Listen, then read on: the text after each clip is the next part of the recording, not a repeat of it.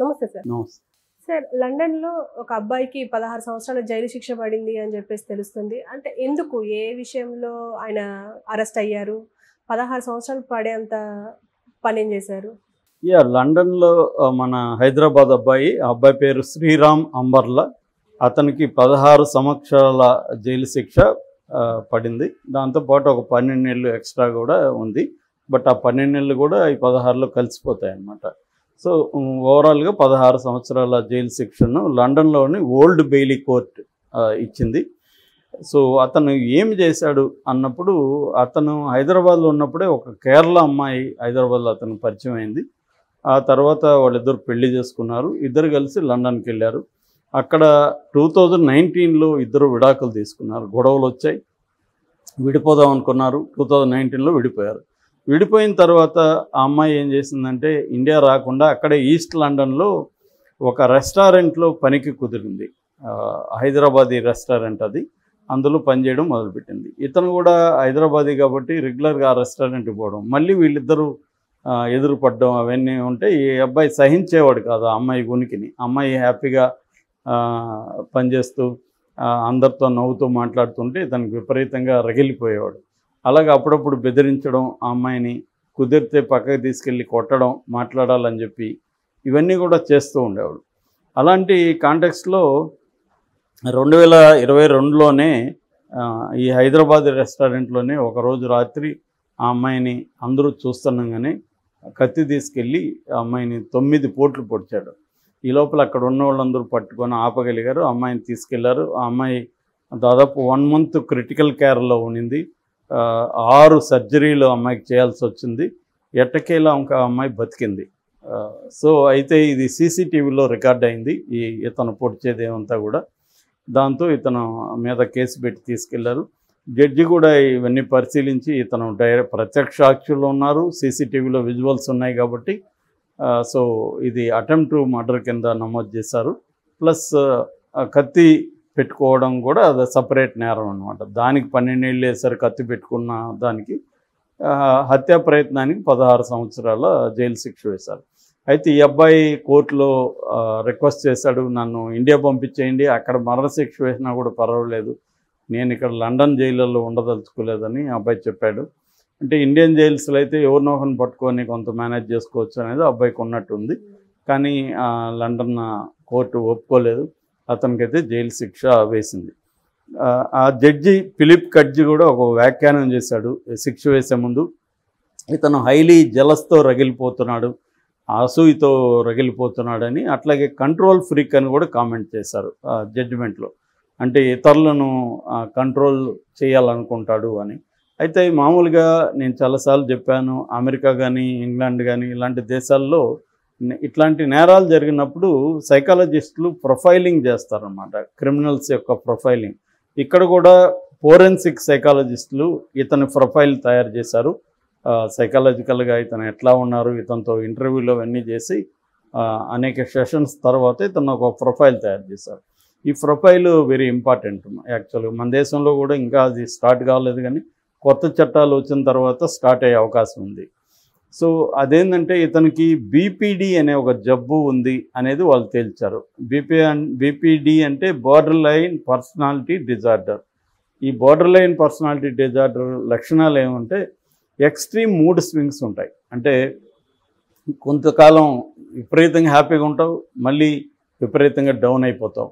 ఇటువంటి mood swings ఎక్స్ట్రీమ్గా ఉంటాయి. విపరీతమైన కోపం రావచ్చు, ఏదొచ్చినా ఎక్స్ట్రీమ్గా ఎమోషనల్స్ వస్తాయి.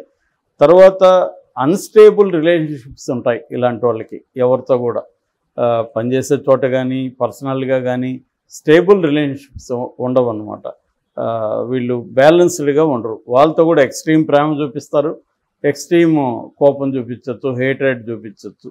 అవతల వాళ్ళు కన్ఫ్యూజ్ అవుతారు, వీళ్ళు ప్రేమను ఎలా అర్థం చేసుకోవాలి, మొన్నటి వరకు బాగా ప్రేమగా ఉన్నారు, ఇప్పుడేమో ఇట్లా ఉన్నారు, ఇటువంటి ఒక ఇబ్బంది ఉంటుంది. అట్లాగే ఇంపల్సివ్గా బిహేవ్ చేస్తుంటారు. రీజన్ కాకుండా ఎమోషన్ బేస్డ్ రియాక్షన్స్ ఉంటాయి. మనం మామూలుగా జనరల్గా చూసుకున్నప్పుడు బిహేవియరల్ ఎకనామిక్స్ మనకి 2 రకాల మెంటల్ సిస్టమ్స్ని చెప్తుంది. సిస్టమ్ 1 వచ్చి speed thinking, system 2 slow thinking. Speed థింకింగ్లో మనం ఇప్పుడు ఏదన్నా 2+2 అనగానే 4 అంటాం, దట్ ఈజ్ స్పీడ్ థింకింగ్. లేదా వెహికల్ డ్రైవ్ చేసేటప్పుడు ఏదైనా అడ్డు వస్తే టెక్ అని బ్రేక్ వేస్తాం, that is also speed thinking. ఇట్లా చాలా విషయాలు లైఫ్లో మనం స్పీడ్గా రియాక్ట్ అవ్వడాన్ని స్పీడ్ థింకింగ్ అంటే. స్లో థింకింగ్ అంటే క్యాలిక్యులేట్ చేసి ఆలోచించి, ఇప్పుడు ఒకరితో గొడవ వచ్చింది, ఆ గొడవలో మనకు కోపం వచ్చింది కానీ కొట్టేయం, మనం కొట్టాలనిపించింది థింక్ చేస్తాం, కొడితే ఏమవుతుంది ఏంటి థింక్ చేసి ఆగిపోతాం కొట్టకుండా. చాలామంది అది చేయరు.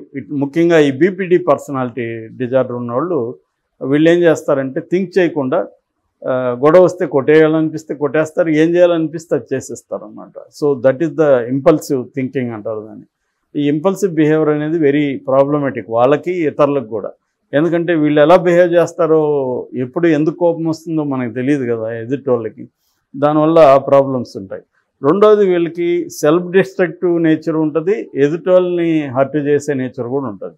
వీళ్ళని కూడా గాయపరుచుకుంటున్నారు. చాలామంది చూసాం మనం, కోపం వస్తే వాళ్ళు ఏం చేస్తారంటే బ్లేడ్లతో కోసుకోవడం, కోపం కానీ బాధ కానీ రావడం ఎక్కువ చూస్తుంటాం మనం.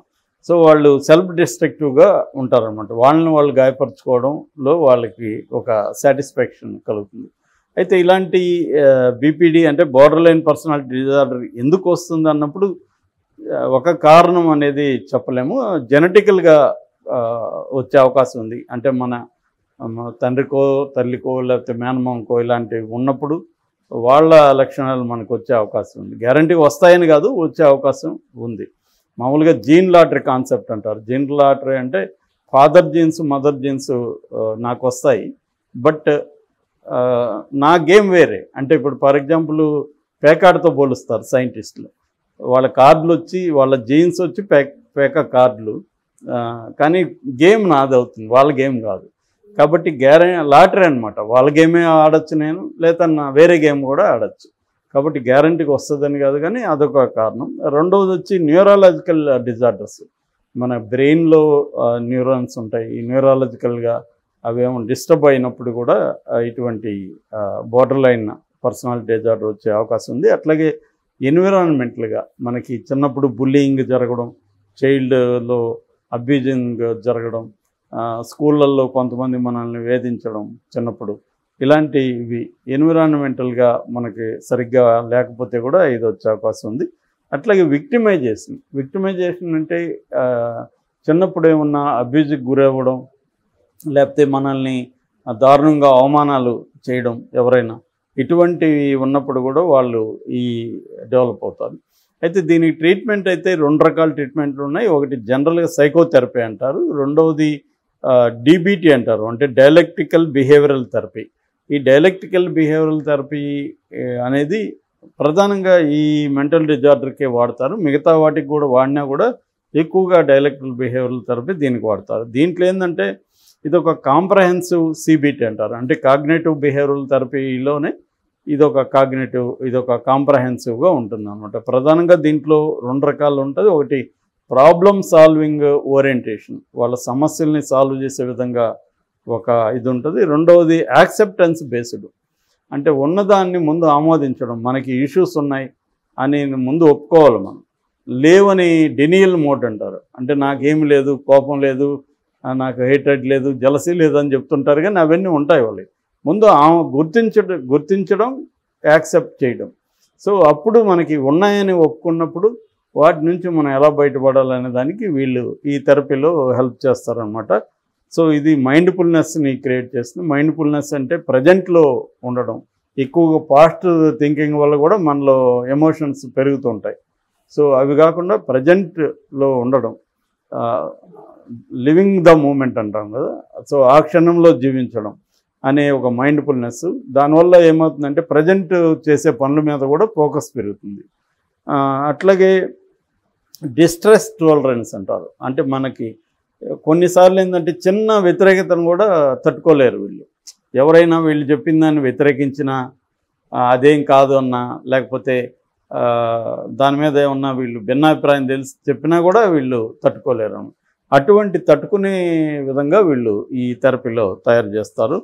అట్లాగే ఎమోషనల్ రెగ్యులేషన్స్, మన ఎమోషన్స్ని రెగ్యులేట్ చేసుకోవడం. అంటే కోపం వస్తే ఎలా తగ్గించుకోవాలి, ప్రేమ వస్తే దాన్ని జలసి, ఇట్లాంటి ఎమోషన్స్ని రెగ్యులేట్ ఎలా చేసుకోవాలి, తర్వాత ఇంటర్పర్సనల్ రిలేషన్షిప్స్ని ఎట్లా డెవలప్ చేసుకోవాలి, ఇవన్నీ కూడా ఈ డైలెక్టికల్ బిహేవియరల్ థెరపీలో వీళ్ళకి చేస్తారన్నమాట.